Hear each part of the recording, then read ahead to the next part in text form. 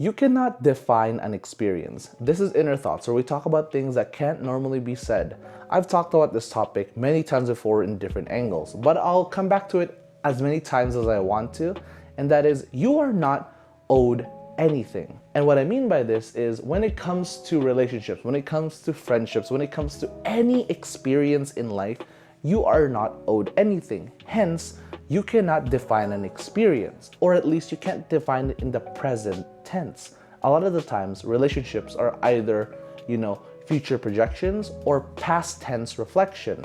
When it comes to the present moment, there will be very few, if not no times, where you can accurately assess an experience. And the reason for that is you're too busy being in the experience. When it comes to that one date that you've been, practicing in the mirror for, you are not owed to an end result, but you're still in that experience trying to get that. When it comes to that interview, you are not owed that job, but you're still sweating bricks and pooping your pants in the corner over there. When it comes to any experience, you cannot define it, because the value of that experience only comes before when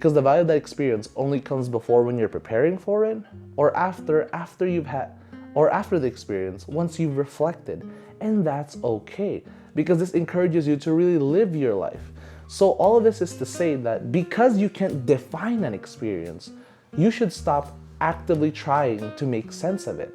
Because most of the time, it's more beneficial for you to just live in that experience, to really absorb it for what it is, to absorb your flaws for how well you can't to absorb your flaws to why you can't handle that situation, to absorb your positives because of how well you can handle that situation. So if you're seeing this video today and you feel like you just don't know how to define an experience in your life, or you feel like you always screw up an interaction, maybe it's time to stop overthinking and just live in that experience. Again, you're not owed a good experience or a good return, but you are owed a human experience to experience all the good and the bad. Once you start living for that human experience and stop caring for an end result, you'll be surprised how much more you'll get out of life, out of people, and out of yourself.